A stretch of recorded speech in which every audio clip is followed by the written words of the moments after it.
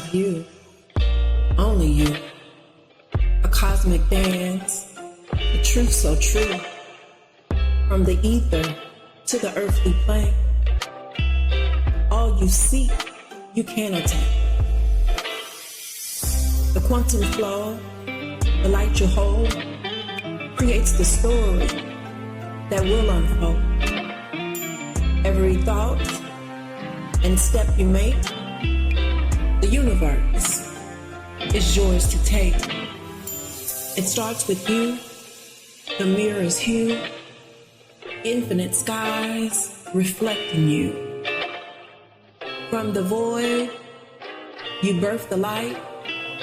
Through the shadows, your soul takes flight. The winds will shift, its timeless bend. Every cycle begins again. Your energy builds, it flows, it streams, aligning rims, igniting your dream. Each vibration, each sacred sound, a universe, moves resound. You are the spark, divine and true, illuminating.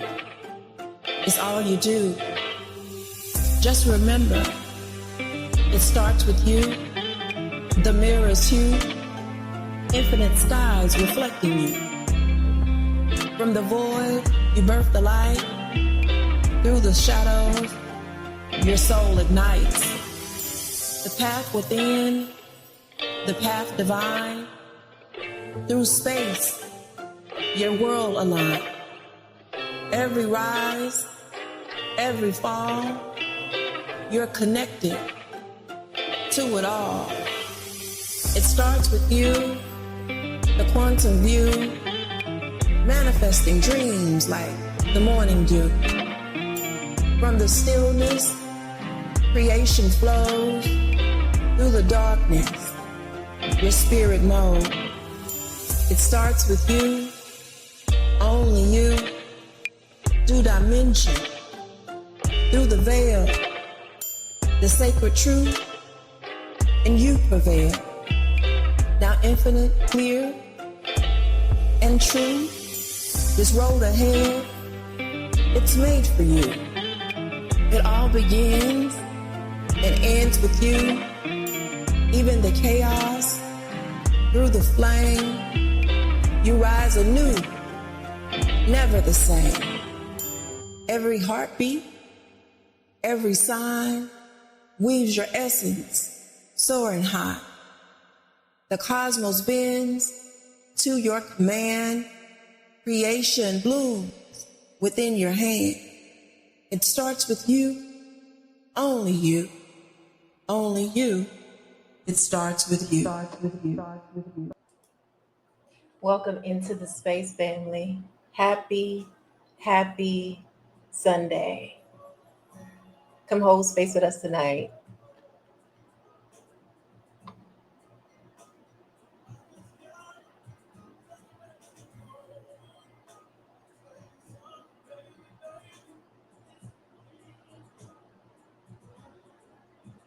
Welcome in. Happy Sunday. We're going to be wrapping up this last part of episode of Scapegoating. This one is going to be a little bit tugging for me. So come in and hold space as we unpack this topic tonight. I'm tardy for the party tonight. My intention wasn't to come this late, but better late than never is what I say. Sheesh. Come in and say hello as y'all get in the building. Welcome. Let's get these disclosures on the way. I share my own personal experience on my journey to healing. I am not a licensed professional, nor do I claim to know everything. I do this for entertainment purposes only.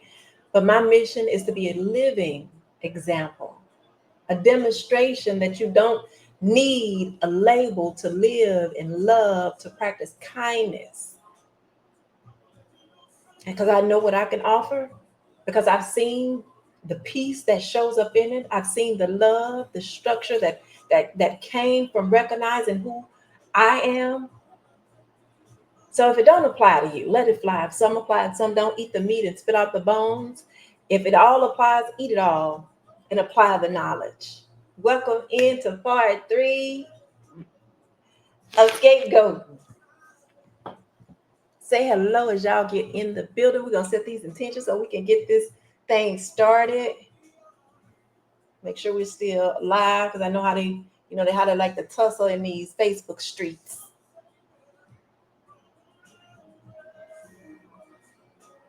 All right, so let's take a deep breath as we go to this journey of unfolding tonight.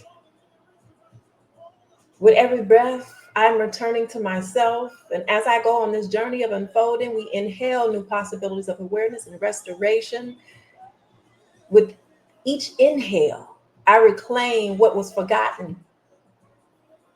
In the exhale, I'm going to exhale trauma and that fragmentation. I release what no longer is serving me. We set the intentions to open our hearts and our minds tonight to recognize that the mind is like a parachute and it doesn't work well if it's not opened. Say it to yourself. I choose to remember.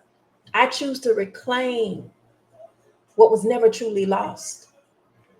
I no longer abandon those parts of myself to keep the peace that I suppressed. I'm listening to my inward man and I release the fantasies, the pain, whatever is showing up as proof of love. And I choose to end those patterns, not through blame, not through scapegoating, not through putting it off on someone else, but I return to all the projections of pain and programming and are not mine, but through looking within. And I honor the version of me who survived so I can arrive here at this very moment. And I call back every piece of me that was fragmented by my trauma, by my guilt, by my shame. And I revoke that lie that I'm not good enough. And I embody the truth that I am a sacred being, that I am divine, that I am whole, and in that I am not broken. I carry the breath of my ancestors, and I understand that in that it starts with me. And you should understand that yours starts with you. And I say, and so it is. Let's get into it tonight. Welcome in, family. Happy Sunday. Happy Sunday. Topic tonight is scapegoating, episode 3. It's gonna be the third of the scapegoat series. So I welcome you into the space where it starts with you, where there's no shame, blame, or judgment. However, we do hold ourselves and one another accountable because the truth is what sets the root right. The truth is what set the roots right. Tonight, we're not just talking about, we're remembering, we're returning, we're doing the soul work, and we're reclaiming the crown. You remember last week I told you we're going to reclaim the crown, and that's what we're doing. If you weren't here last week and the week before, we started off the series of scapegoating. We started asking the questions that the system don't want us to ask. And we're bold, so we can ask that. And this week we're going deeper, not just into the problem, but into the patterns. So we're taking a journey into patterns tonight. Miss Ty, what patterns are we breaking? How much time you got? Because there are so many, but those unconscious programs and behaviors and beliefs that keep us in survival, into shame, into silence. So tonight, we're going to unpack some of those beautiful things that we push down.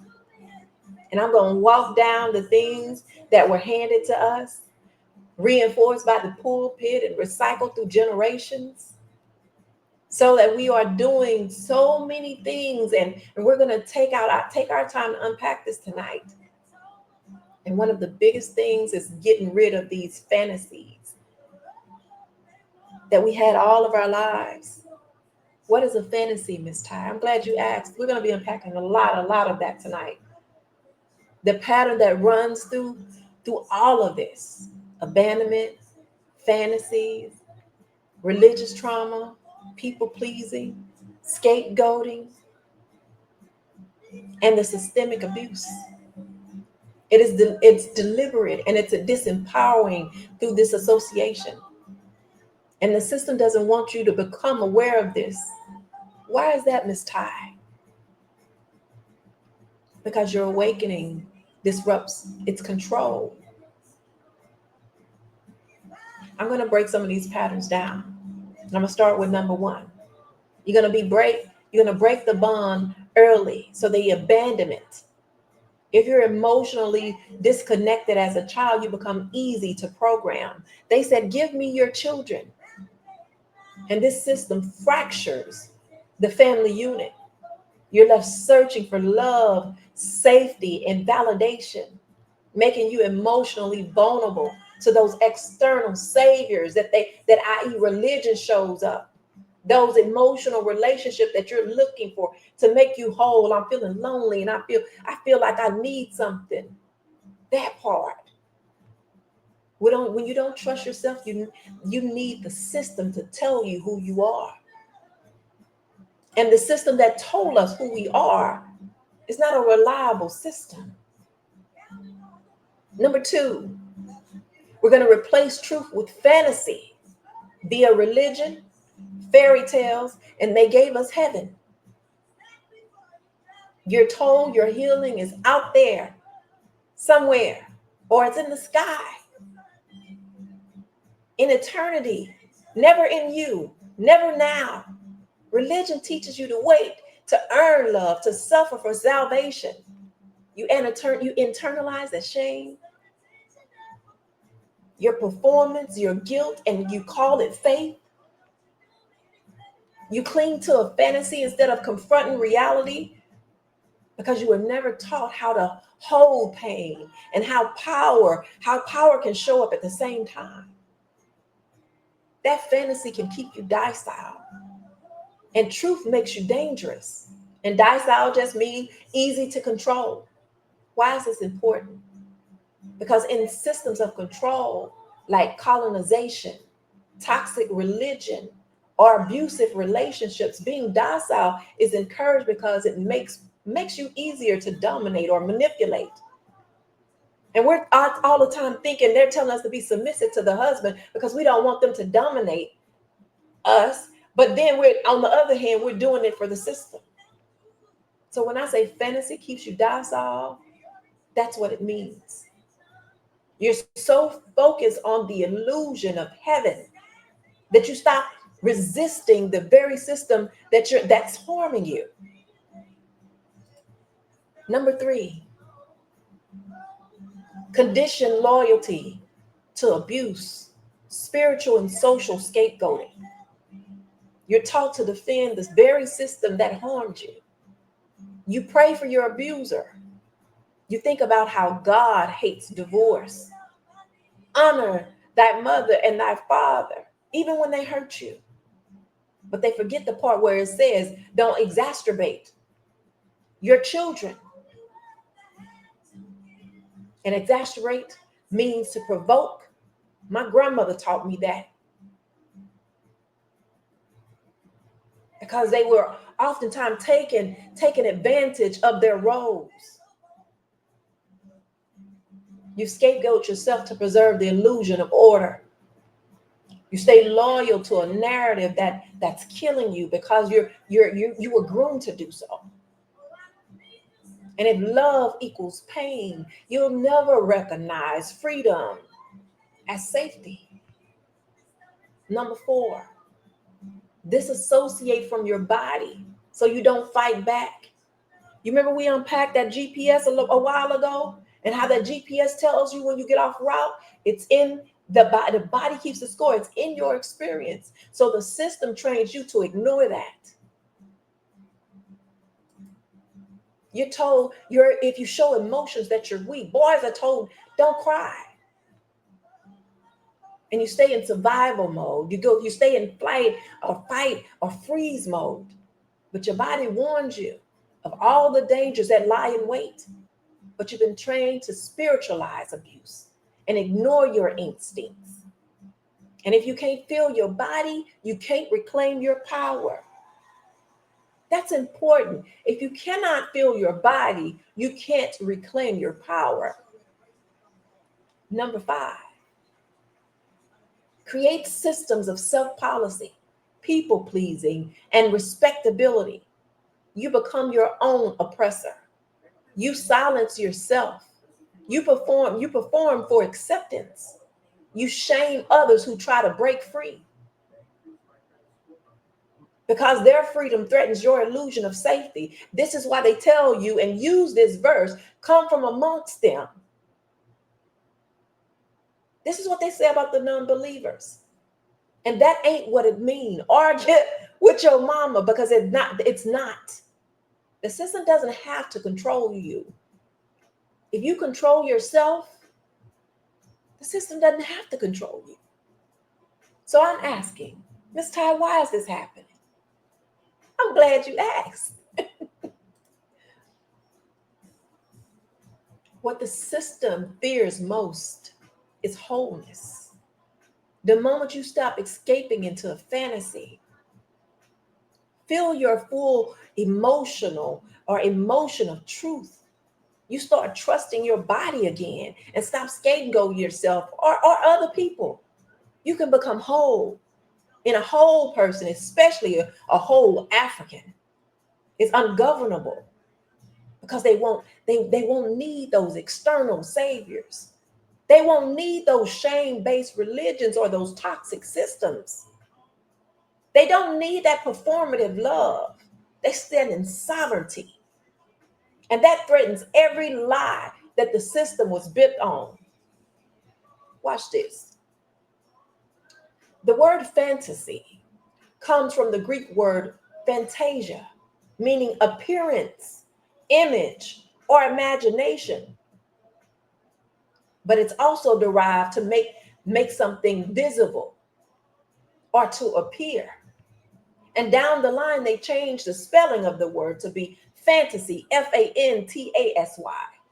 A fantasy is something seen in the mind, not necessarily in reality. Its origin literally means to make visible. I'm going to sit with that. To make visible or bring forth something that's not seen. And that's why your fantasy is tied to imagination, illusions, and your inner desires. And religion gave us allegories that were hidden wisdom, because they understood that we wouldn't get it. And it worked. They packed this thing so beautiful with fantasies that keep us dreaming. So Ty, tell me why you keep saying these things are allegory. Because they are. They are. Paul tells you that they are. Go and look it up. But while you're looking, let me give it to you. Let me put it on your screen. Let me put it on the banner.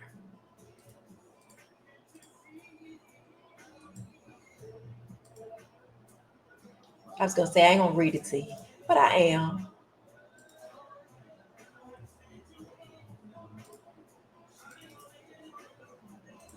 Welcome in the space, family. Happy Sunday. For it is written that Abraham had 2 sons, the one by a bondmaid, the other by a free woman. Keep going, Ty.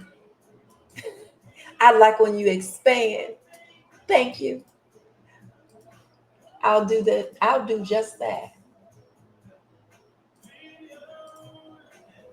But he who was of the bondswoman was born after the flesh.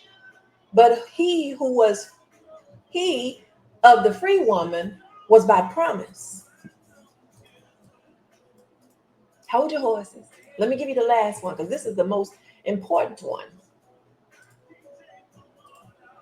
Which things are an allegory, for these are 2 covenants. I didn't just skip over that. Which things are an allegory, for these are 2 covenants. The one for the Mount Sinai, which gendered to bondage which is Agar. When Paul is telling you that these are allegories, he is telling you not to take these things literally. But what do we do, Miss Ty? Because I took them literally. And I find myself more empowered by fantasies than reality. So what do I do? Because I was disconnected from the intuition in me that I needed to heal. And I was scapegoating my experience one after another to avoid the shame that I felt. And fear was the ruler. It ruled over me. And despite me having knowledge, the Bible says we shouldn't have fear. And I did the very thing that it was telling me not to do. And we're going to unpack that tonight, family. I'm going to show you how it shows up in your life. Because these concepts keep you in fear. And it keeps you hooked because it presents a fantastical world where suffering equals satisfaction, where pain equals purpose, and the last shall be first. That logic taught you to hold on. Your reward was coming. That logic taught you forgive 70 times 7. That logic said pray for those who persecute you, even if it meant that you stayed in some sort of abuse, believing that it was love. But what they never told you was fantasy is not faith. Faith makes room for reality. Fantasies make room for you to deny it. I'm going to give you this thing metaphysically. Fantasy vibrates at a frequency of fear. It's a defense mechanism. Faith vibrates at a frequency of love. It's a trust mechanism. Your body wants the truth. Your nervous system thrives on safety, coherence, and congruence.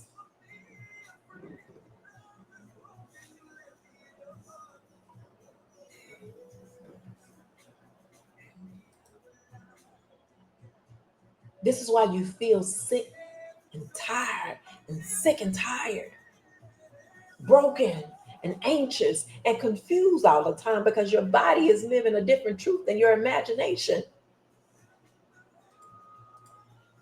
Scapegoat became my coping mechanism, and I built an emotion. I built emotionally around it. And the crazy thing was, the danger wasn't in my imagination, but I was emotionally loyal to that lie. What does that mean? It means I didn't just believe the lie. I was living in the fantasy of it. I built parts of my identity, my relationship, and my survival around these lies. It gave me the lie of hope. It took my time, it took my heart, my suffering, my silence. And I knew something was wrong with that. But I stayed, I justified, especially as a child. When your nervous system is wired for survival, and that's what's happening, it doesn't need your permission. So I was faithful to the fantasy. And I held tight to what I was taught to believe because I loved the idea, the lie that abuse was love. God wanted me to stay even though I was being abused.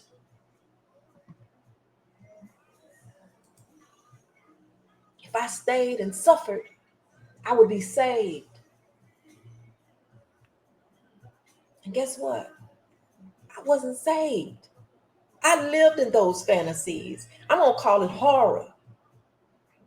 I lived there so that I could escape from the horror movie of my life. And I began to feel shame when my reality did not match up with the story. And I was trapped. Those very stories perpetuated behavior that I became loyal to. A whole lie. What does it look like, Miss Ty? I'll tell you what it looked like. And I'm going to walk you down with this, sis. Brother, I'm going to walk you Walk it down, what it looks like and how it shows up in your life. Defending your abuser because religion told you to submit and it was misinterpreted because it wasn't telling you to submit to the man, but to submit to the nature. We unpacked that before, feminine and masculine energy. It looked like staying silent because speaking up would dishonor your upbringing. What goes on in this house stays in this house. I don't even know what happened to the CPS case. They never interviewed me. So I was wondering what was said to make that go away. And people just went on about their lives. And I'm left to feel like I'm not even worthy. What I got to say don't even matter. I don't even think y'all understand what that does to a child's psyche.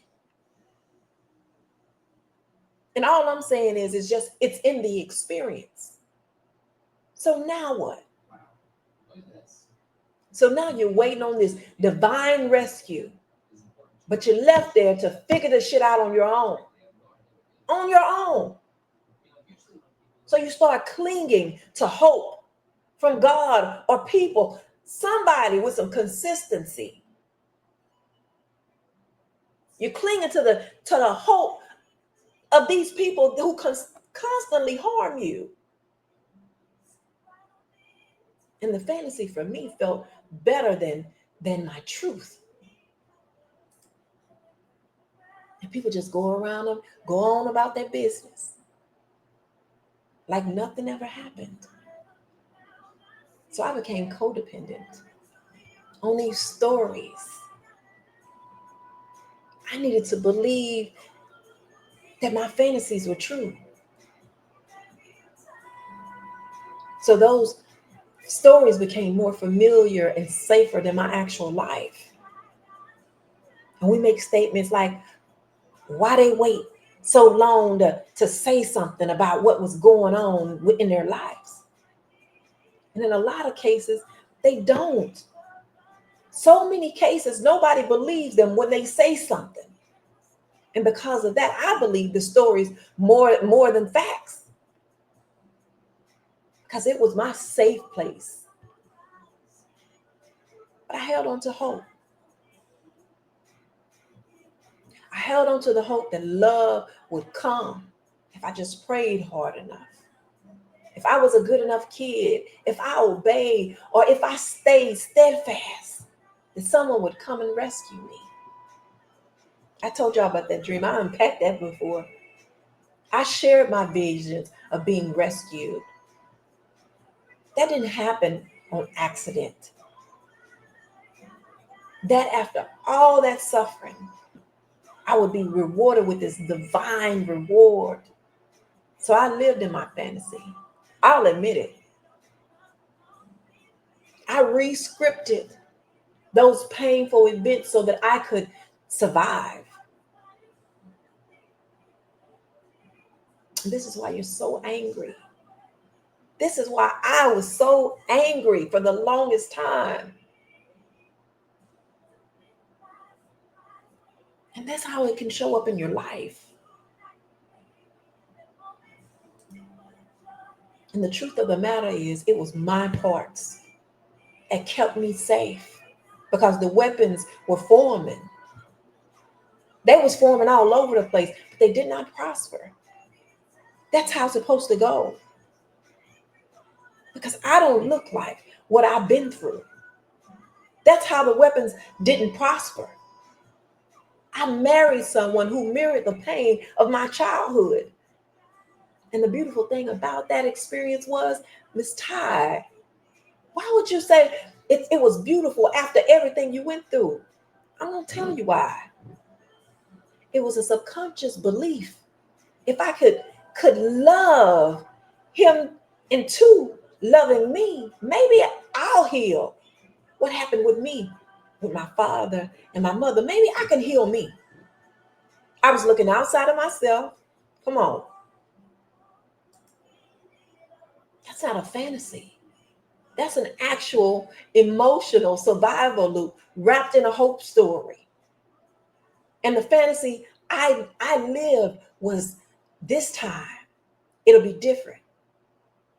He beat you up today, but this time it'll be different. This man will love me the way I always deserve. He just needs healing.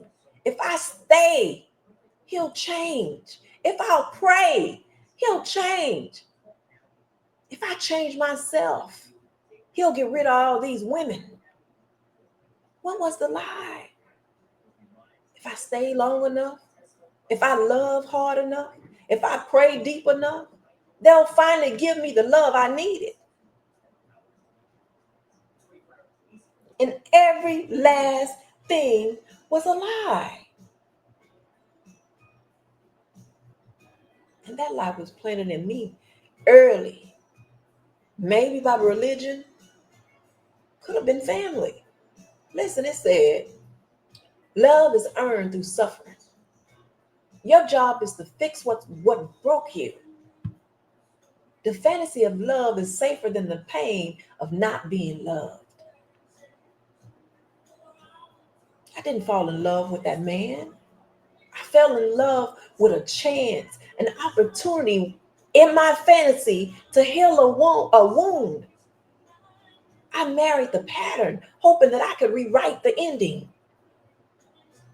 But the truth is, I didn't know what love was. I was loving based on the script, and they weren't ready. They wasn't reading the same script that I was reading. That's why I said, when I start writing my script, whoever's going to be participating, you got to go by my script too. We're creating this thing together. But my reality was, after all that praying, after all that loyalty, he didn't change. He didn't choose me. And that love, the way I needed it, never landed. Because the people I was loving weren't inside my fantasy. They didn't know the script I was rehearsing in my mind.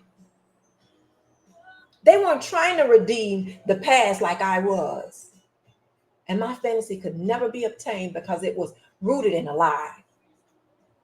I asked myself, why did it hurt so bad? Because I didn't just lose people. I lost the versions of my life that I imagined they'd help me build. The fantasy died, and I was grieving. This is why you have to come full, whole, and complete to these relationships. You can't be unequally yoked.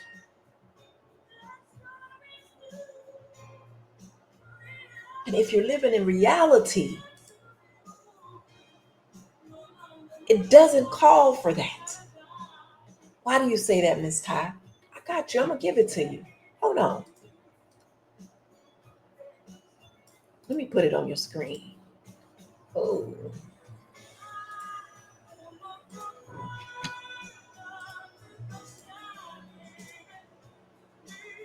Be ye not unequally yoked together with unbelievers, for what fellowships has righteousness with unrighteousness, and with communion have light with darkness.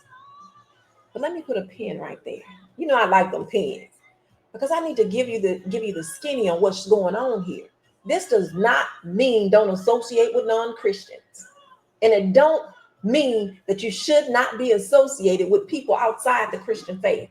Lies, the math don't math. These are misinterpretations. How do you know, Miss Ty? And I'm saying this loosely because I know this was an allegorical story. But first off, Jesus was not a Christian. Nowhere in the Bible does it say Jesus was a Christian. Argue with your mama. I'm not going to even tell you to debunk this with verified information because it's not in there. Jesus, according to those allegorical events, was born, circumcised, and presented in the temple with Jewish customs. He lived, taught, and died as a Jewish man. And not only that, the term Christian came later. Christianity formed centuries after Jesus' death. This is a mythic event. But back to being equally yoked. And we need to pay attention to this because this is how it shows up metaphysically.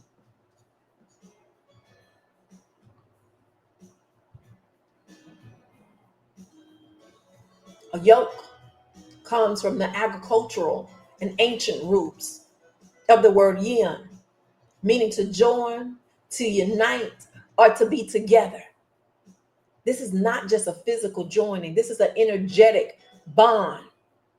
And it's moving, it helps you move towards a shared purpose. It's influenced by direction and frequency.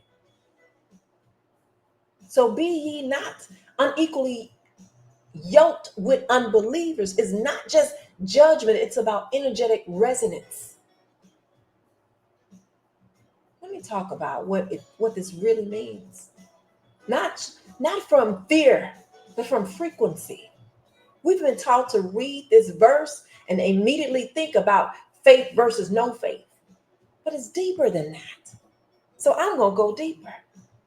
Because this is not just about religion, it's about resonance. Being yoked means you're bonded to someone else's energy. You're bond to their direction, their emotional gravity. You're harnessed together. And whether you're pulling a plow, a dream, or a relationship. But here's the problem. What's wrong with that, Miss Todd? I got you. What happens when one of you is walking in reality and the other one is walking in fantasy?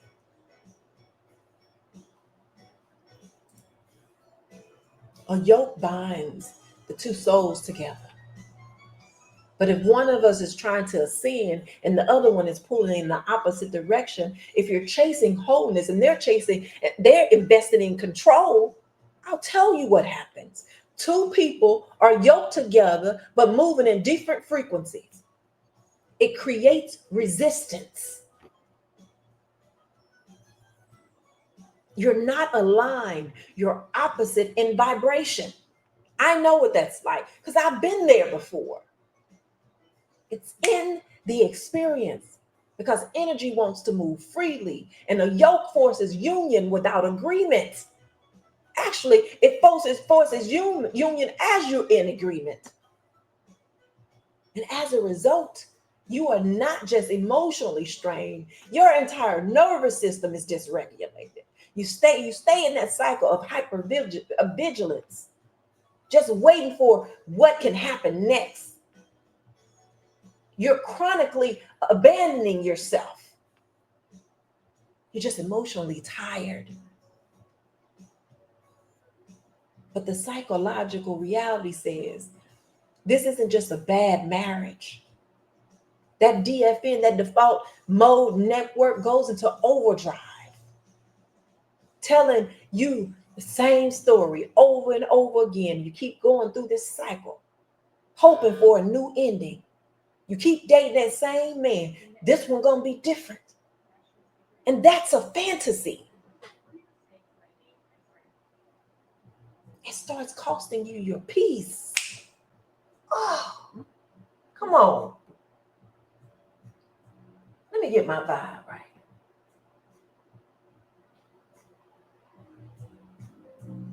It starts costing you your peace, your power, and your present moments. You lose years just spinning, saying the same shit over and over again. I gotta pray. I gotta wait.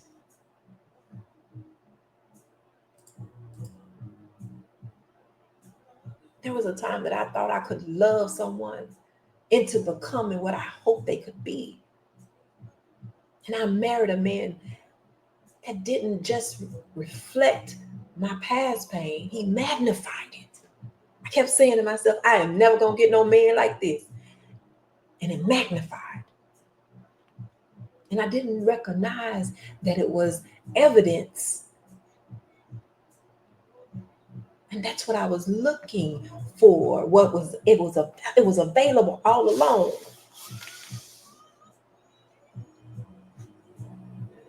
told you, it's already there. You just got to tune yourself into the right frequency so you can tune in just right to get what's available for you. So I forced it. And I told myself that fairy tale it's a lie. If I stay, if I pray, he'll change. And I was yoked to a person who never walked the same path as me and didn't care to change it or to switch it. I was living in that story. He was living in the struggle. And I married my wound. Fantasy. He's broken, but if I stay, I can help him heal it. You married your abuser because of your trauma taught you that love was pain and loyalty. And the reality is this cycle was not a soulmate. And I knew that there was more, but I wanted to win. And you break the agreement with the abuse. And we don't recognize that. The agreement, the bond is broken once you start enduring abuse. And you realize you're not their savior. And you begin to love yourself as deeply as you once loved them. Welcome in, family. And I have to sit with that because oftentimes I see myself in that.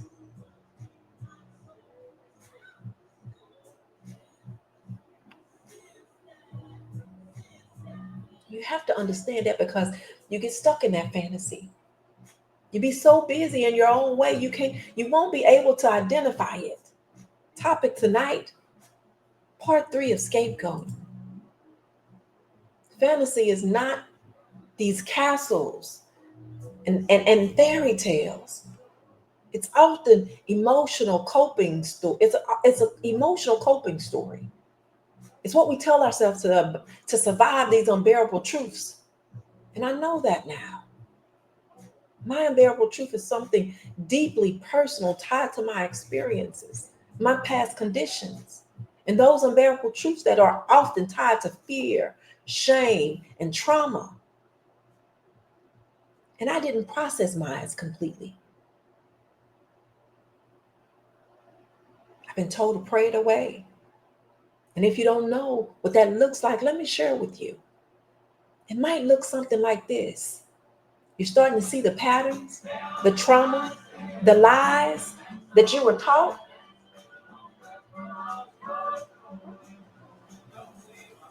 You were taught to believe about love, worth, and safety. It looks like being left, not just physically, but emotionally. A little girl dropped off with family to feel like baggage instead of being loved as a child. That's what it looks like. The one who should have been protected by her mama or her daddy. They didn't. Not in the way that she needed it. The ones in the household have the privilege. So you can't resonate with this. What I'm speaking on, you won't be able to resonate with this. So I don't expect you to understand. Because you felt protected. You had what I desired, what I fantasized about. And of course you will stand up and say, they don't know you like we know you. Because you had a different experience. I didn't have that luxury. So don't use me as your scapegoat either. You have the presence. There was a sense of safety, knowing someone would show up for you. There was food. You didn't have to go look for it. You had structure. You had a parent's arm to run to. I didn't have that luxury. You didn't have to worry about the danger lurking in the other room. You didn't have to try to figure out where you belong in the world, and it didn't have where you belong and what space you fit into. That lack of safety doesn't just disappear when you grow up. It lives in your nervous system. It lived in my nervous system. Then the shit follows you to adulthood. So I don't expect you to understand that because this is my reality. Because you got your own fairy tales. And that's what you're telling yourself because it was filled with so much, mine was filled with so much anger, with so much shame, with pain. And the fact of the matter is, I was failed by people that should have kept me safe. And those are facts. That's reality.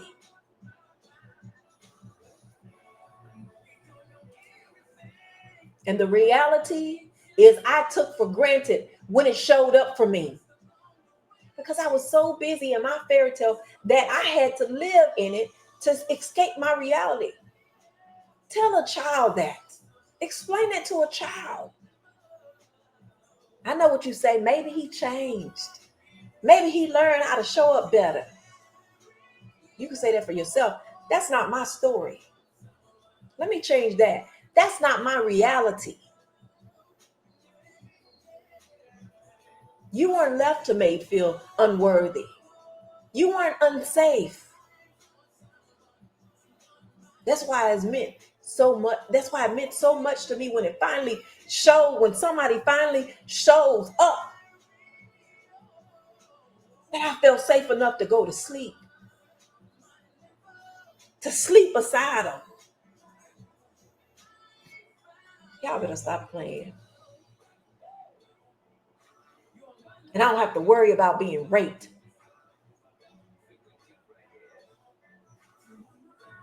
What good does it do to tell a child it wasn't their fault when the damage is already done?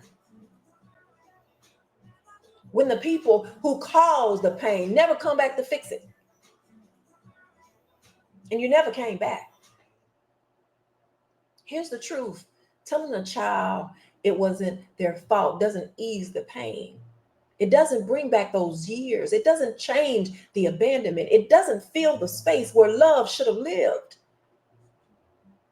It does something else.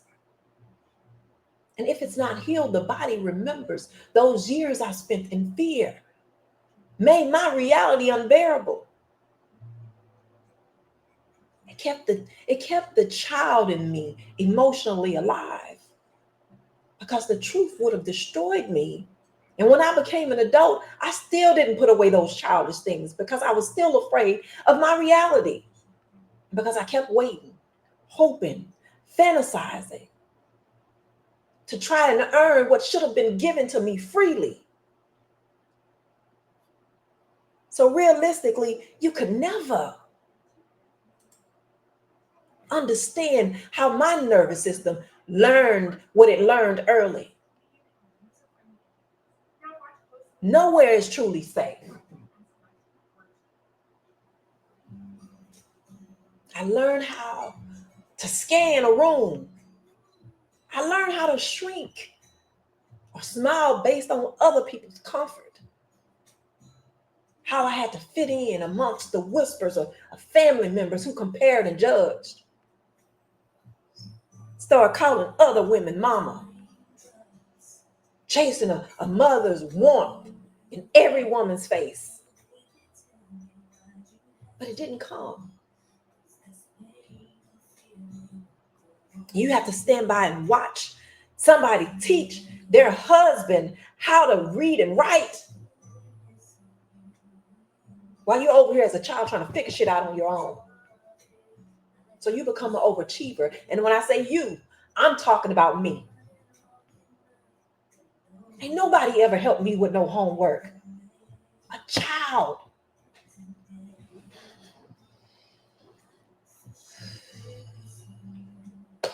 So you learn that achievements might bring attention. So if I learn how to do this on my own,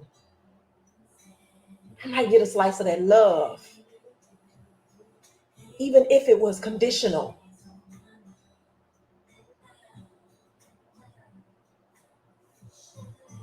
Bring home a report card. Nobody takes the time to even look at it. I just go on about my business, masking and hiding that pain. So you could never tell me I don't know what it's like. You don't know what it's like. Please. Y'all better find somebody else to play with.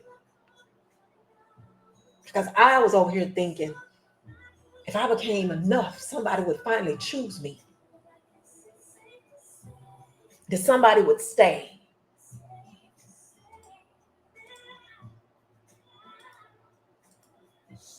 I would never say that my love for storytelling was a problem. I will never say that. Because if it was managed properly, it's a beautiful thing. And I'm not gonna use scapegoat as an excuse for me.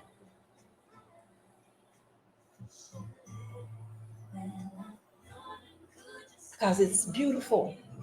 It is the unconscious use of those fantasies that I was using to bypass my grief, to bypass my truth and healing that created this distortion. So now I have all these questions. What story did I need to believe in order to survive my childhood? Thank you, Moo. I said I won't get on here and get emotional tonight. Thank you.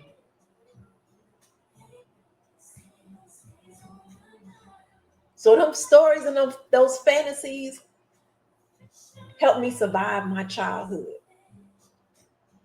And some of you may resonate. You can say, I understand what you say. I didn't have a daddy. Imagine not having a mama and a daddy there. Imagine that. And what parts of my reality was I unwilling to face because the fantasy felt so good that somebody's going to show up for me. What about where does that fantasy comfort me more than that truth? Let's get into it. I'm going to unpack this thing tonight. And I'm talking from experience. This ain't nobody else's story. I ain't sharing nobody else's shit tonight. This is all me. Oh, and it's going to get good. It might have started off slow, but this is tea. It's going to get good. I have a specialized ability to disassociate and self-protect. I'm aware now. It's because I felt unsafe and I was emotionally overwhelmed. And I don't expect for everyone to get this. Because I know this may not be your story. But my brain used the love story that I was telling myself as a way to construct another world. Away from me. It was a way for me to handle not feeling alone.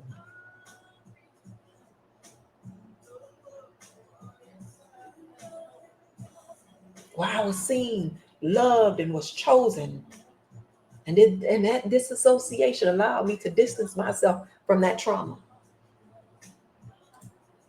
So for me, the parts of my brain that should have been used to rehearse who I was, who I wish I could be, that DFN, that default mode network, was wired to prefer internal stories or external truth.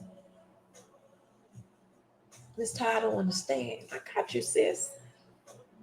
Let me share with you how it show up in my life. And I said that because I've been sharing all night, but I have to show you how each individual thing can show up differently.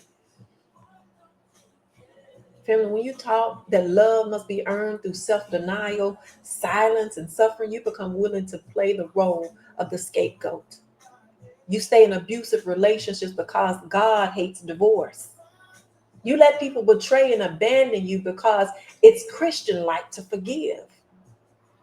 You think if you suffer enough, if you love enough, if you perform enough, maybe you'd finally belong somewhere. Scapegoat never rewards you. It empties you. And that same system that taught me God was love also taught me to ignore my body, to silence my truth, to put others first anyway, to suffer as proof of my faith. And I believe that my pain had a purpose. Family, belonging is a core human need. We are wired for connection. And when you're emotionally neglected, rejected, or not mirrored back with love, you develop questions like, what do I need to be so that I can be accepted, so that I can be loved, to not be abandoned? And those questions never go away. You learn and move. Oh, it gets greater later. Wait a minute, because we ain't done.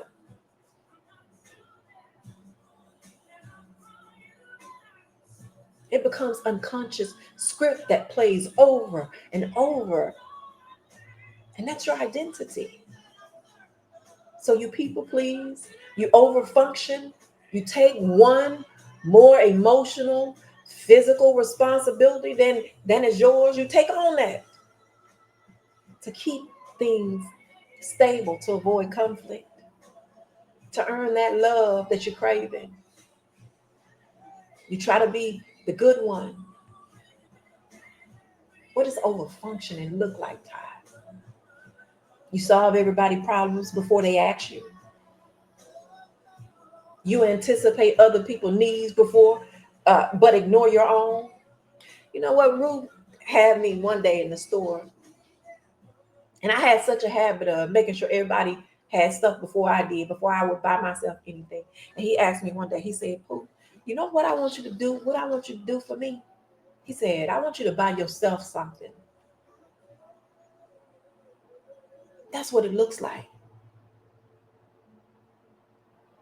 You keep the peace even when it costs you your sanity.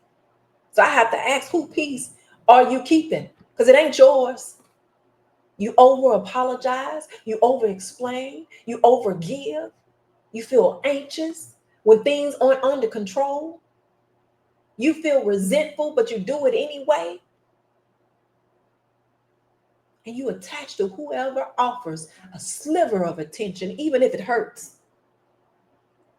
I.e., because they chased me. Not understanding that you attract.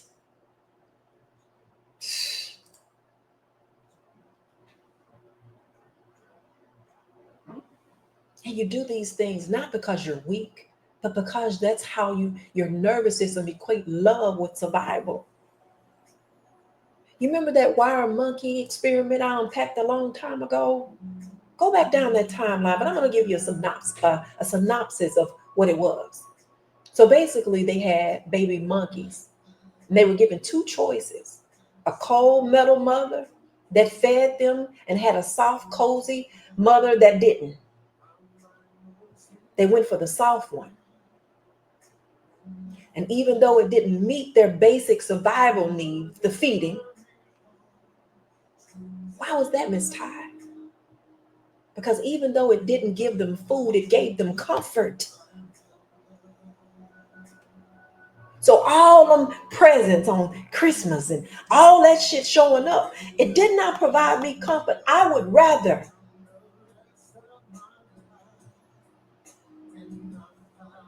have that soft place, that warm feeling that I crave the most. Ty, what does that have to do with your story?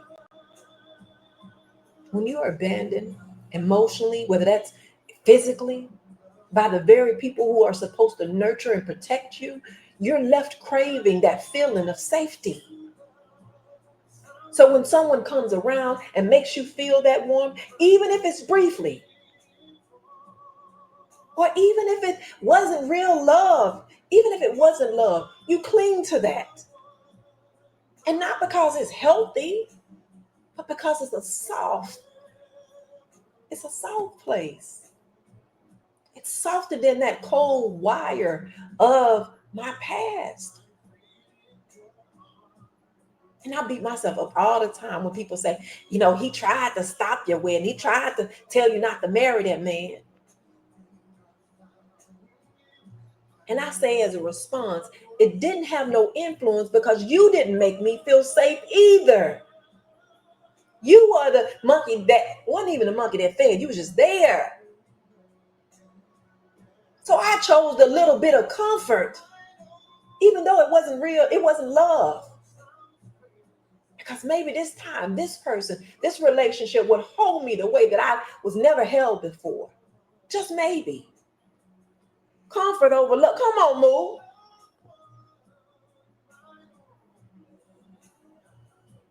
Comfort over love. Hashtag that. Let me put that in the chat.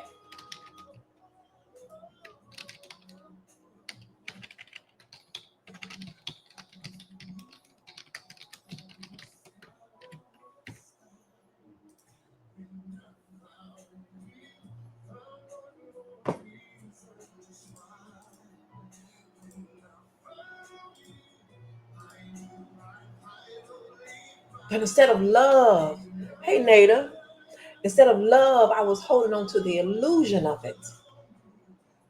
And in the end, it didn't nurture me.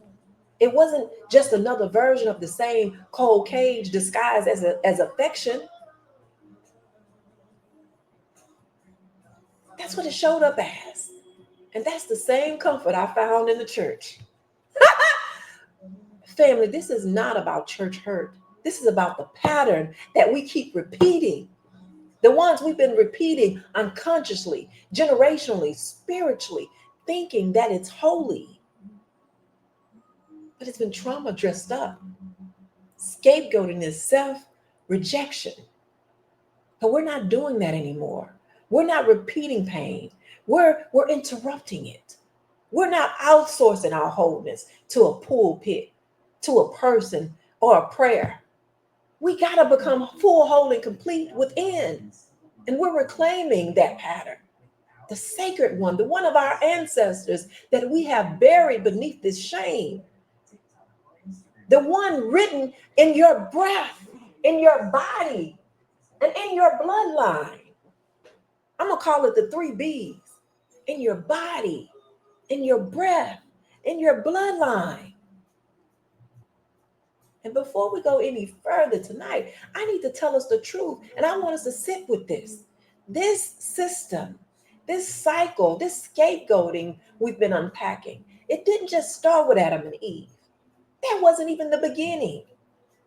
How do you know, Miss Todd? You remember I told you you have to go back to the origin? I'm not going to give myself an exception. There's no exception to the rule. Let me give it to you. And I got to go here because I'm going to go somewhere else later. But let me give it to you. It says, first of all, it says, hold on, let me get it together. It says, in the beginning, God created the heavens and the earth. And the earth was without form and void, and darkness was upon the face of the deep. And the Spirit of God moved upon the face of the waters. But that's not it. Because what they gave us wasn't the original text. The King James Version misinterpreted it. We're talking about a man that took something, a murderer. Don't forget that, because he beheaded his own mother. Let's call a thing a thing. I'm going to ask, as I go through this, how many contradictions do you need, Ty, to understand that we're given a fairy tale purposely rather than our history? Listen. And the earth was without form and void, and the darkness was over the face of the deep. And the Spirit of God moved upon the face of the water. Was without form and void. But the original version of this the original word was tohu vahohu. So it was mistranslated. It said, and the earth became a waste and a desolation. So that Genesis 1 and 2, the earth was without form and void. It was, and the earth became a waste and desolation. It's not the same.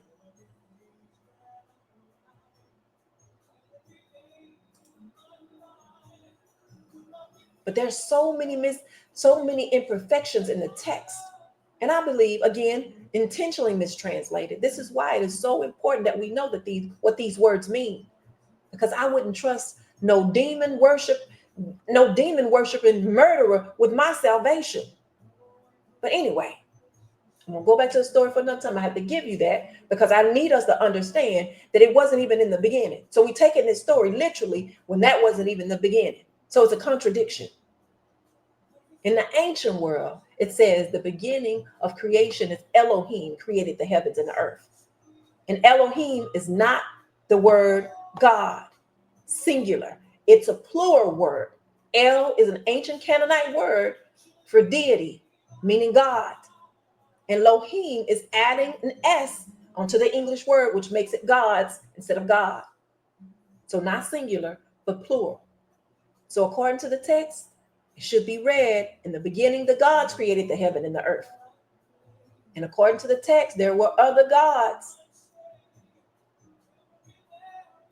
Now that makes a little bit more sense.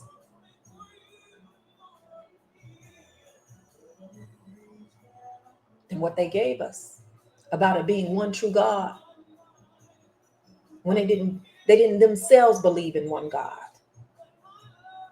What does it say that, Miss Ty? I got you, sis. Listen, Ty is not a liar, and I have not deviated at all from the topic tonight, scapegoat. It didn't just say that ye are gods, talking about us.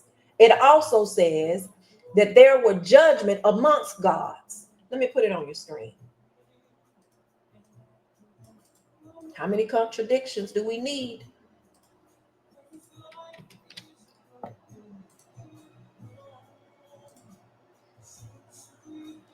God standeth in the congregation of the mighty. He judgeth amongst the gods. So not only that, and those are allegories. They didn't just stop in Rome. It found new life on ships, in chains, and guess where else? In scripture. They didn't just take our bodies, they rewrote our story. They took ancient texts and twisted them. They erased the village and installed plantation. They shattered the matriarch and exhausted the master. They dismembered the family and told us that we were the problem. But then they handed us the Bible and took and misinterpreted it and twisted it to fit their agenda. And then they gave it back to us. And when they gave it back to us, they added shit in and they took some shit out. The tool they used to rip families apart. And then they repackaged it as salvation. Because what if scapegoat wasn't just about blame? What if it was a blueprint for how we've been taught to carry shame? We've unpacked that. And what happens when we stop exiling our pain? We start crowning and healing. Let me tell you what the difference about tonight. We're not going to be hiding behind fig leaves and that old theology. I'm not waiting for someone else to name me because I'm breaking the cycles. I'm reclaiming my crown. I'm encouraging you to reclaim yours as well. And we shouldn't ask nobody's permission to do this. Tonight, I need to bring something real into the room.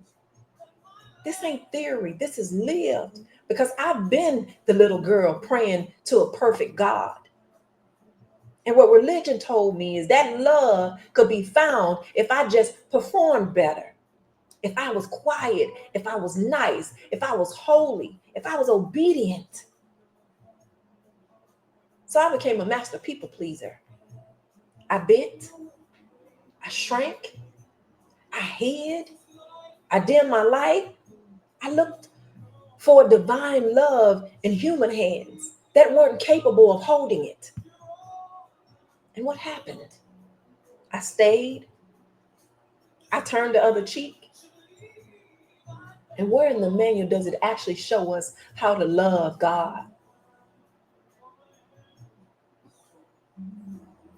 How to receive love without needing to be destroyed to feel worthy of it?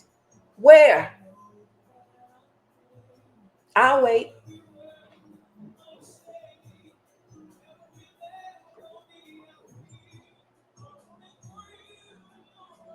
Don't say it's the Holy Spirit that told you. Lies. Because if the inner voice you're claiming as God is rooted in shame and fear, performance or control, that is not spirit. That's conditioning. That's trauma. That's talking in the trauma, talking in tongues. Y'all know all about their tongues.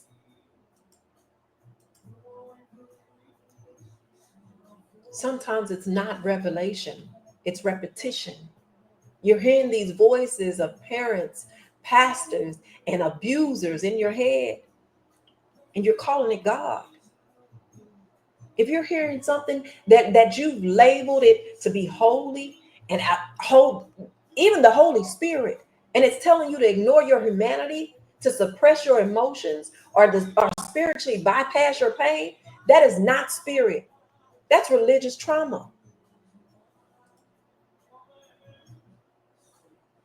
Listen, God says, according to text, you honor me with your lips, but your hearts are far from me. The Bible's approach to teaching love, it doesn't provide a step-by-step manual. Instead, it leaves so much to personal interpretation. And for this reason, the lack of concrete guidance has been exploited to manipulate and control you. It encourages you to love God and others, but it doesn't specifically say how. It doesn't give you any practical terms.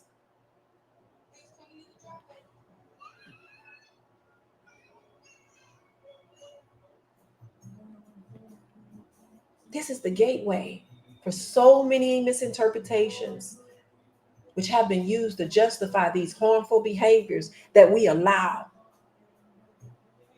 Recognizing how love has been weaponizing, and it helps us reclaim or try to understand. I'm going to say try to get an understanding of love. But they gave you shame.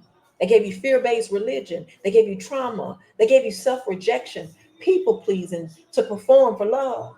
All these lower frequency things, and created this static between you and the love you're trying to feel. None of that stuff is high vibrational. And fear is the opposite of love, not hate. Let's talk about why love. The frequency.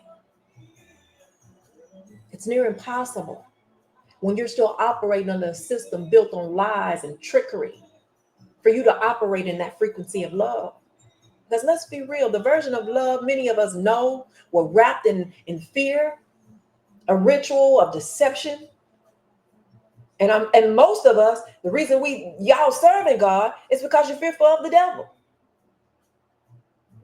And we were taught to scapegoat not just each other, but ourselves. Blame the flesh. Anything but look at the system itself. We were given scripture, but erased the soul it came from. They took our divine history, our Kemetic history, and replaced it with colonized theology. They distorted Ma'at, which was about cosmic balance. It was about truth and reciprocity and justice. And they turned that into blind obedience and shame. And that's a problem. You can't tune into the frequency of love when you're living in a system built on imbalance. You can't embody the sacred truth when your foundation, your faith was rooted in control. You want to feel divine love. You got to go back to your story, your history, or her story.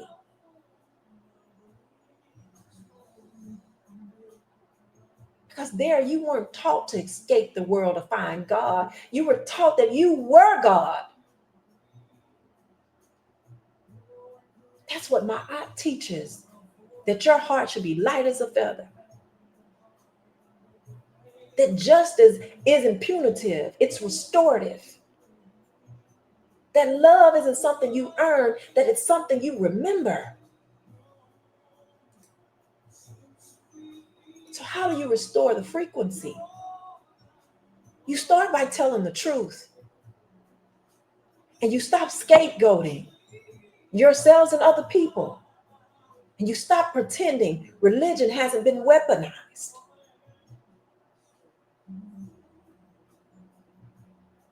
And we stop calling shame conviction and start calling it what it really is, disconnection. And then remember, so that we can so that we can return, so that we can recalibrate ourselves, so that we can reroot ourselves in the truth. And that predates that colonial pulpit, every fear-based sermon, that predates that by thousands of years. We are divine. You are divine. You are powerful. You are love. So when they tell you Jesus is love, greater works you will do.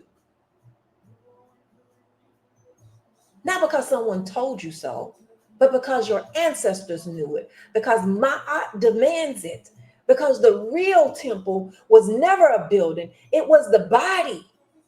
Come on, Ty.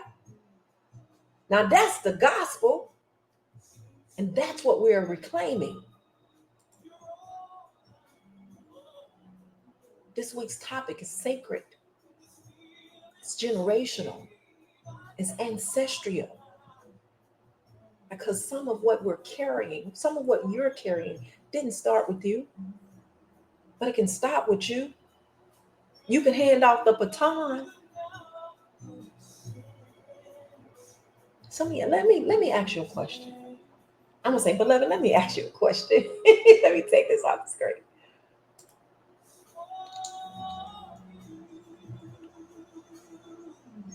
Are you ready to return to yourself, to restore the root, to remember who you were before the world handed you that shame and called it humility? This ain't just healing. This is a celebration. I'm celebrating me tonight. This is a homecoming. So as I take breaths and I take deep breaths, I'm going to take off the mask. Say it with me tonight. Here I am, not perfect, but present, not innocent, but awake, not hiding, but whole. Family, let's reclaim that crown. Let's restore this tree. Let's bless our branches. Just know that it starts with you now. And according to Ma'at, perfection is obtainable. And if you're not scapegoating anymore, you're sovereign. And sovereign just means you have the supreme authority on your own life. Sovereign means that you're whole, you're free, you're rooted and divine.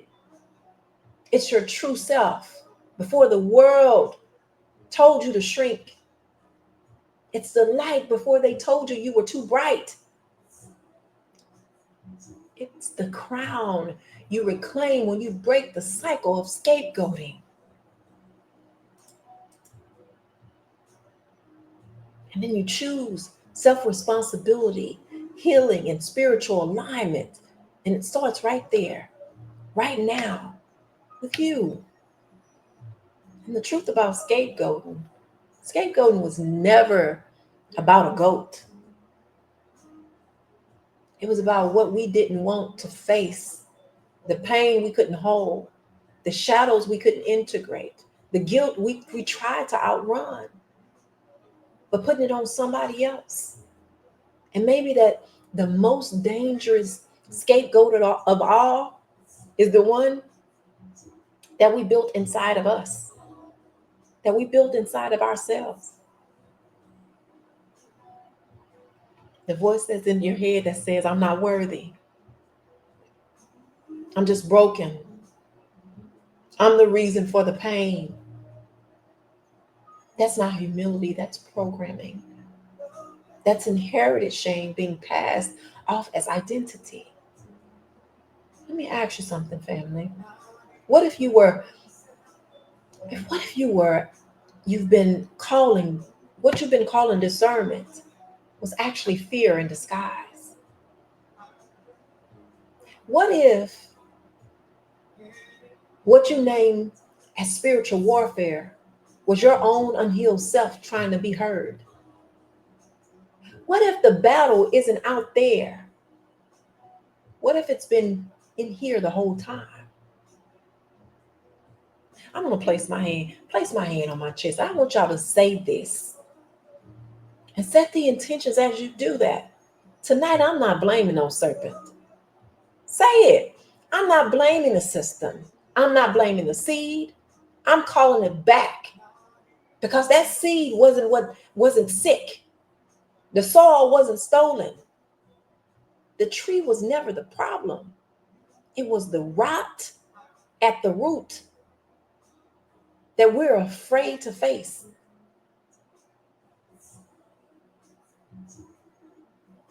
And what happens when a tree is never healed? It looks strong on the outside, but one good storm can come through and it falls over. And why is that, Ty? Because it was never rooted in truth. It was propped up by performance and pain. We have to learn to manage our emotions and learn to quiet that urge of self-destruction. Not because you hate life, but because you've been told you don't deserve to live it fully. You don't recognize it in your prayers, but you hear it in your patterns. You dress it up as righteousness, but it shows up in your relationships. And family, tonight we're returning, not to finish this series, but to break a cycle. This isn't just the end of this teaching. This is the beginning of transformation. Because what we started, it wasn't just a conversation, it was a call back to self. We've talked about shame, about hiding, about blame. But tonight, we're not hiding behind the theology. We're not blaming the scapegoat. We're not shrinking behind systems that told us that we were less than. Tonight, we're standing in the garden, aware, awake, and ready. And I'll say this before we even go further. If you brought your shame, your story, your fantasies, your grandmother's grief, good. That's beautiful. You're in the right place because that's the work. It's ancestral, it's embodied, it's the soul's way of healing what you've been carrying it around. And somehow it's still living in your bones, in your genetics. Tonight, we stop passing down pain disguised as piety. Piety just means duty or devotion or reverence. It means to show deep respect. So those things in theology that we've been holding on to that hasn't served you in all your years, reclaim your crown and remember who you are. And remember who your ancestors were before the world told you who you should be.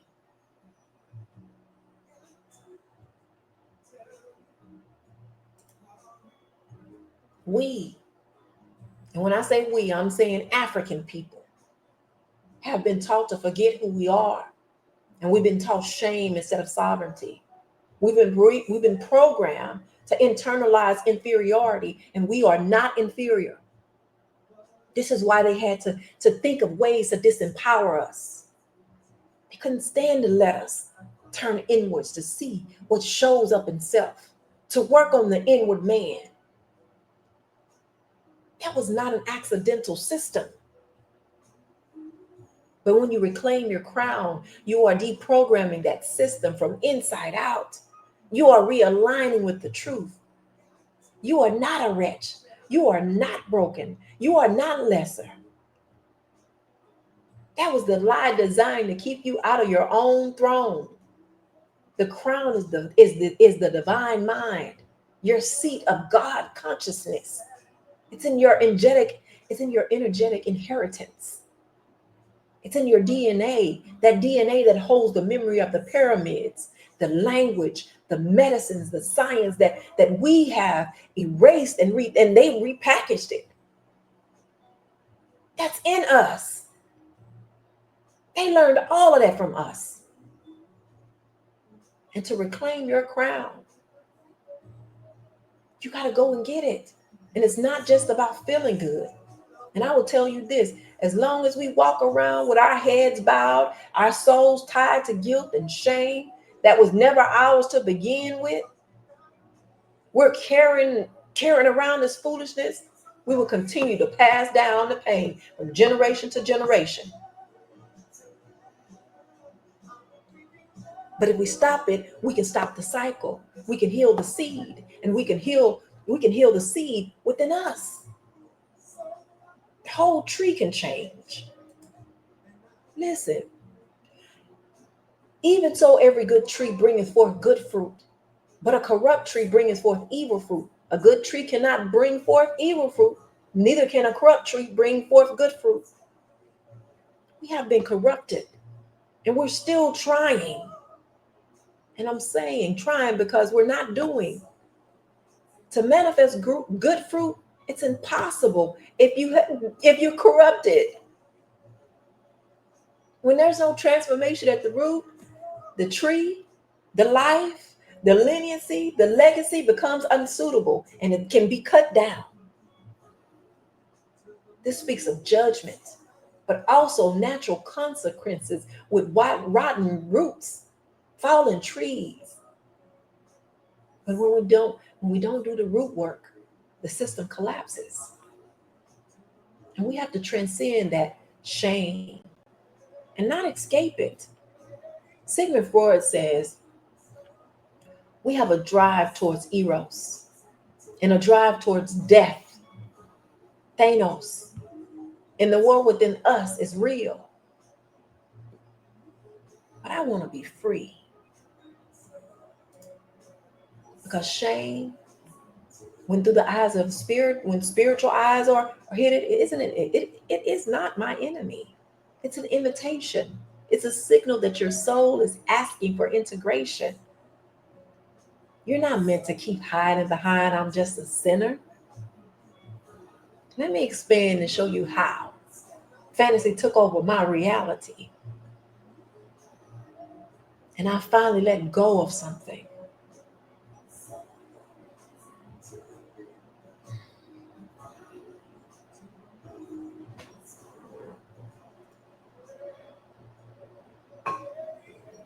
This is so powerful for me. It's going to be a couple pins I'm going to have to put in here, but I'm going to walk this story down for you, how it shows up in my life. So about 8-9 months ago, I had an experience that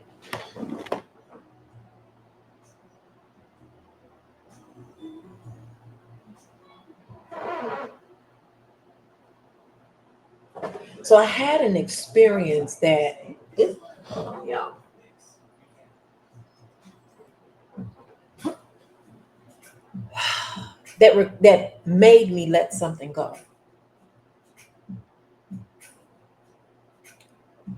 And it brought so many things into focus that showed me just how much my fantasy had taken over my reality. And this is just one example. I may give a couple examples throughout, but let me unpack this. But because I told you it's an experience, I'm going to share mine. For so long, I believed that I had a daddy. If I had a daddy and I had my mama around every day, that I would have been the coldest thing walking. So I created this story in my mind, a fantasy, that if my father and my mama had been there, I would have grown into this beautiful, confident person. The kind of person I always believed that was locked inside of me, but it was afraid and it was hiding somewhere deep down inside. But it was just waiting for a daddy's and a mother love to bring her out. So unconsciously, I made Rue the symbol of that fantasy. Because when I was around him, I felt something that I had never felt before, i.e., safety. Keep that in mind. Keep that in the back of your mind. He didn't shame me for my imperfections. He never tried to punish me for mispronouncing words. Or when I would get nervous and freeze up and forget the words of songs and shit, he never embarrassed me. All the things. He was my biggest critic, and he was my biggest cheerleader. And trust me, we fought wars in the ring, Tommy Gunn. But he exposed me to the reality of how things should show up in safety. Not just in that, in my sexuality. And it blew my mind because divinely I knew it was something. But because I didn't feel safe, I couldn't go there. Now, I had that one experience prior to him because I got a glimpse of safety that was masquerading as love. Because it made me feel a little comfortable, even though it wasn't good for me.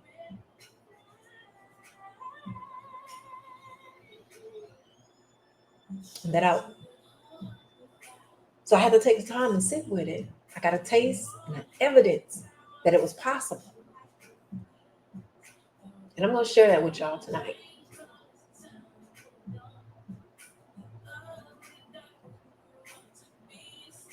In the orgasmic space, David Dita talks about how you feel safe. When you feel safe, you just keep going higher and higher.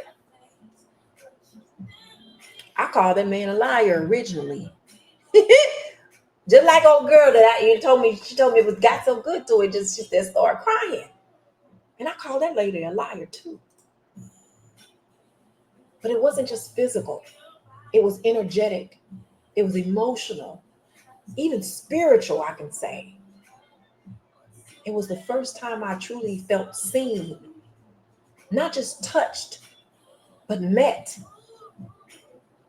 The feminine in me, which lives in the flow, feeling, and surrendering, meets the grounded, present masculinity. And that sex became something bigger than just our bodies. And this is my experience. I'm sharing with you my experience.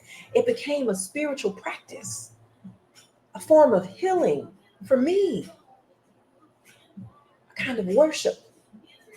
And with him, I didn't feel the pressure to perform.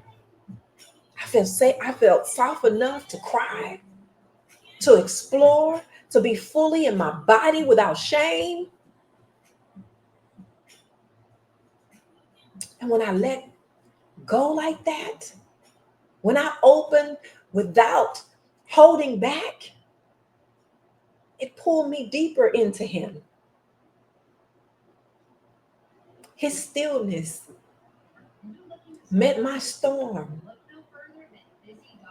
And just his breath calmed my nervous system.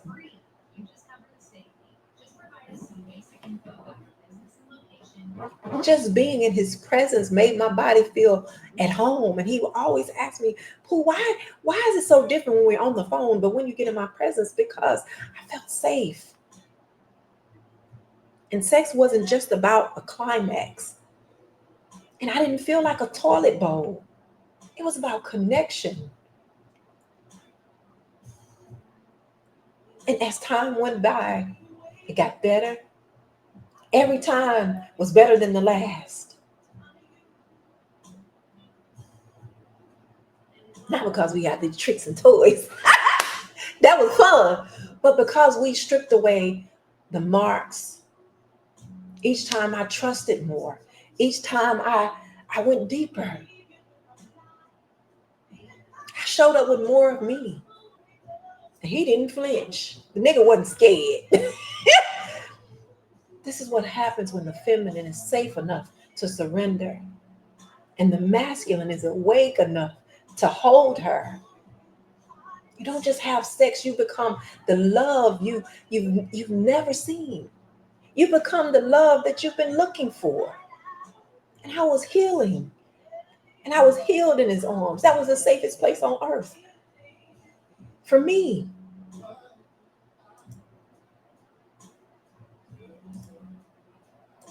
And I have to share that experience because I grew.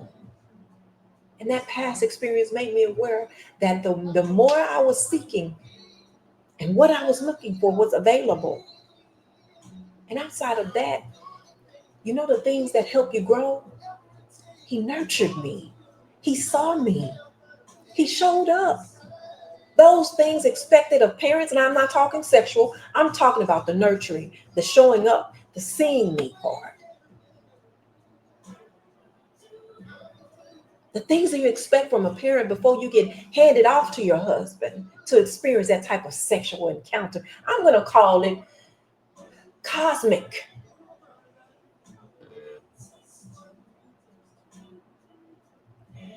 I was afraid of that.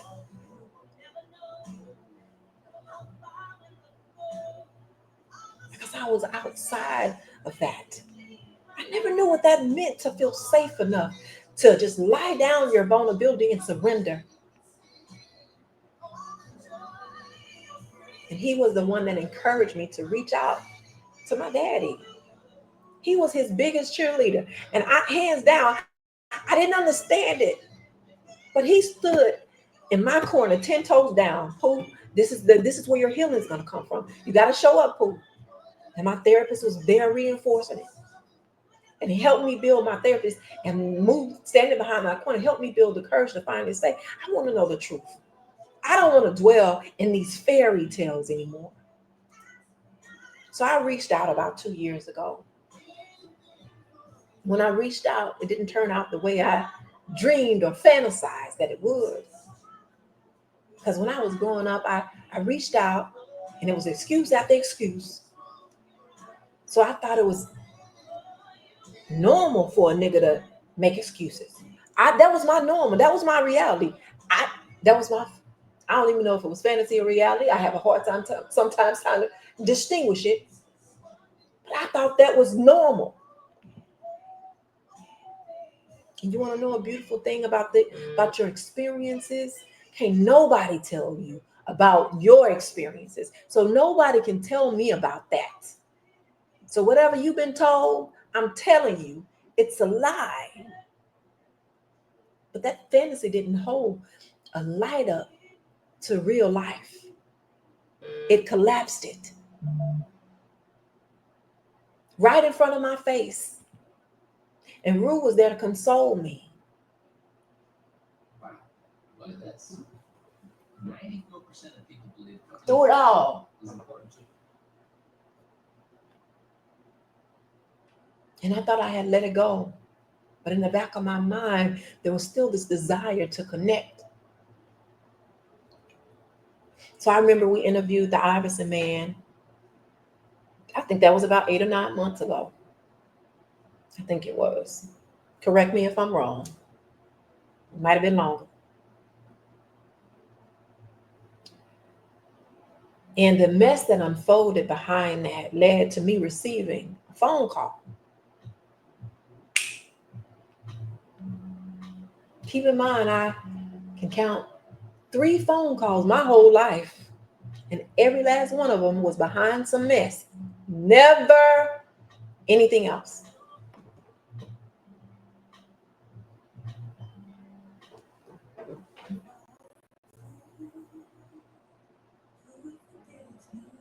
But I couldn't fathom the foolishness that was going to show up. I just couldn't imagine. I could never fantasize even that this would show up. So I answered, and it was him on the phone. He said, "Who is this?" It caught me off guard because you calling me, and this is reality. Call me a lie if you want. I got the tapes. Just like y'all say, y'all got the tapes on me. Play if you want to. But the moment I said my name, he went off. And I'm confused. I wasn't met with a warm or no accountability, no kindness, just chaos. Gone. And I sat there listening in disbelief because I just couldn't understand. I couldn't understand, period. And as it registered to me, something started shifting. The fantasy that I was in snapped me into reality really, really quick. Because for the first time, I had the awareness to recognize that I wasn't a helpless child anymore. I didn't regress to Nipu. And I didn't. My aunt showed up in me. I did not do this unlawfully. That's how your 10 commandments is supposed to go if you're not aware. Honor thy father and thy mother. My grandmother always told me that do not provoke your children. I shame a dear. Come on, Ty. I did not respond unlawfully. Because now I got these life experiences that I've been through. And I have some awareness showing up. And I got this under my belt. So the first time this was the first time with him. I wasn't gonna people please. I wasn't gonna show up and keep the peace just for your ego. Because Ty, who pieces you keeping? Get somebody else to do it. And I didn't have to let him insult the one person who had been showing up for me from the shadows for years. Not only him, but me. This very man that I hear you threatening was the one encouraging me to not give up on me. And this is what you do. Not even ask me what happened. The audacity. You should have been thanking him. The one that was protecting what was yours. And you admittedly said that you were young and didn't know any better then. Scapegoat. The one that seen me drowning and sacrificed himself to jump in and save me. And I didn't know how to swim. And anybody that can tell you, if you jump in to save somebody that can't swim, they tell you to knock them out so they don't make you drown. He didn't do that. Something that belonged to you. And this is what you do. And rather than show up in love, and I'm convinced y'all have no idea what love is. Love is risky because it's real. Love won't allow you to live in a fantasy. And that's where you are, because you're living in an unhealed wound of shame, of not showing up how you were supposed to. And that's not my business. Don't make me your scapegoat. I refuse to be your scapegoat. Because that's what you did. And I'm no longer your sacrifice. Do your own wilderness work. You met me with something else. But I am so grateful for that experience. Miss Ty, why can you be grateful for an experience like that? Because I'm no longer crying about it. Because I'm healing in that space. Because that day became closure. And I started processing. I started in the process of my healing. Because I recognized that change in me. And I was there to witness it. I wasn't disassociating. I had tasted and seen. What was it like to feel like to be wanted? And because I was aware, I had to stand in forgiveness for me. For believing that I had my daddy or my mama around, I would have been whole. I would be a better person. I had to forgive myself for that.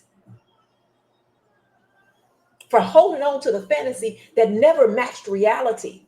That was not my reality. That wasn't the truth. And my peace lives in the truth now. But that was me. I did that because it all started with me, and I recognized that. And I did. Nobody can take credit for that. I reached out and even though being met with some unruly and crazy behavior, it didn't turn out the way I dreamed it would. The way I fantasized it would turn out. The fantasy didn't hold up to the light of real life. And that very man that you threatened consoled me. And I had to let go of the image of that little girl standing in the yard waiting on daddy to come back on that motorcycle. Because the truth is, those weapons formed, but they did not prosper. And I realized something. That day, that I had been making Rue responsible for filling a cup that never belonged to him. He was not the reason for these wounds, but I made him responsible for it.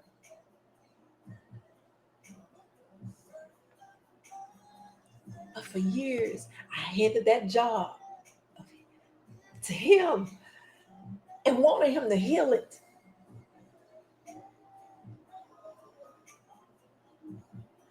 Fixing what somebody else broke. One time he asked me, who was the first man that broke your heart? It was my daddy, the first man that ever broke my heart. And the crazy part, we've been around since I was 11. Throughout middle school and high school.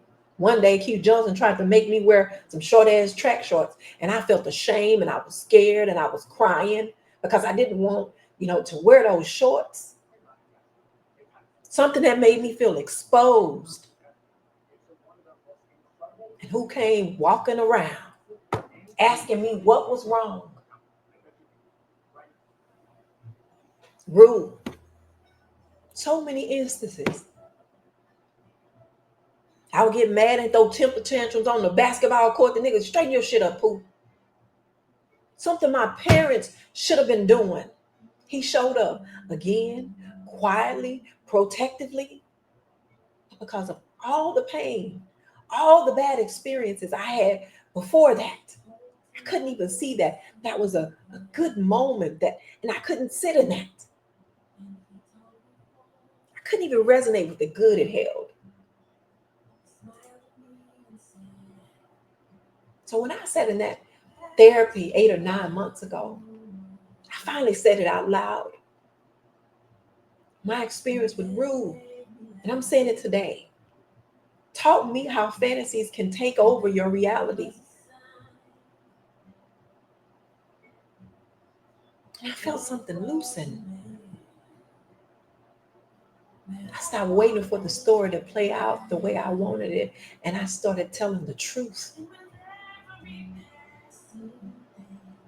Dr. Simitawi, he's not my father. He's not my mother. He was someone that showed up for me constantly, quietly, lovingly, and that matters. But he didn't owe me the healing in that. I needed, it should have came from somewhere else. But I owe that to myself now. To hold myself accountable and stand in the space to say that man ain't responsible for healing you, healing the childhood that you on the porch waiting for somebody to come back. So yes, fantasy protected me. It helped the child in me survive what reality refused to give me. But survival is not the same as living. And I'm not that child no more. So when you're a child, you thought as a child, but when you became an adult, you put away those childish things, and it's time. And the same goes for you, because I'm done chasing ghosts. I'm done chasing ghosts of fathers and mamas and family members who never came back. A version of myself thought become this person if I was loved right. So I'm not rewriting the past through present pain. And no more trying to extract healing from people who broke me. No more building altars to fantasy and calling it love.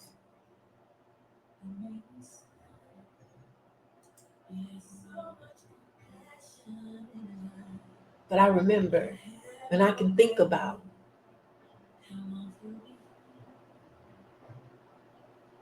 the moment wasn't just about a man. It was about my body being exhausted. And I can finally exhale. And that's a flex. Imagine you being able to touch something you are always denied, like truly embody safety.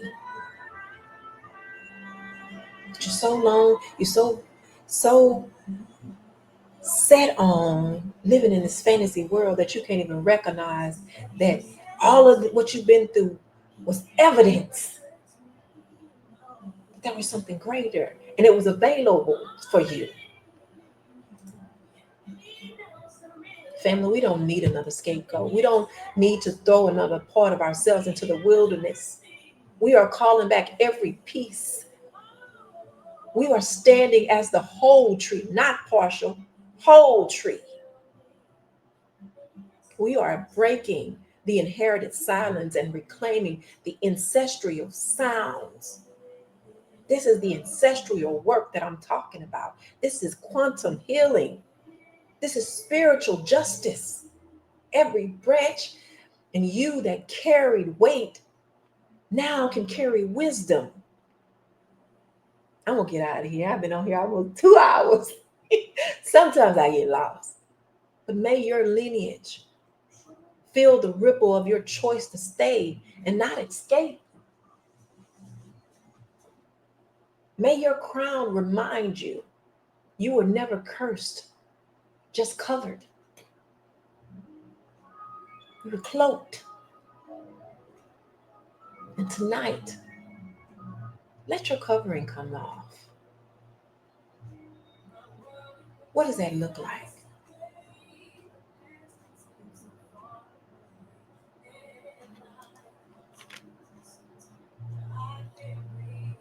Not being fearful of your fantasies as if it was happening right now today. Dr. Cemetery told me, would you react the same of a fear that you had back in the day if you were standing on the bridge and they told you to jump versus if they let some lions go and the lion was on your ass, would you jump? And the answer was I would jump. That's the difference in reality and fantasy. We're so hesitant on moving forward because we're living in this world of not recognizing that it's a matter of time. Timing matters. But if you realistically in your reality know that it needs to happen now, stop worrying about it. What's showing up in your life now? What can you do today? What can I do right now to welcome myself back to my throne, to usher my parts back in, those parts of me that I've been hiding, that I've been pressing down, that I've been praying away, that I've been trying to cast out, that I'd have let y'all lay hands on me. Y'all be shaming yourself. But I'm reintroducing myself. Welcome back to your throne, Miss Ty. You are not what hurt you. You are who heals from it. I really love the story of the Black Panther. I love that. It resonates with me. So tonight is a celebration for me. So I'm almost at 2 hours. So I'm going to take tonight.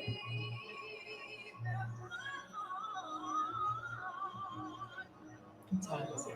It's after 12. It's Monday now. So I'm going to wish you a happy wholeness Monday. And I'm out of here.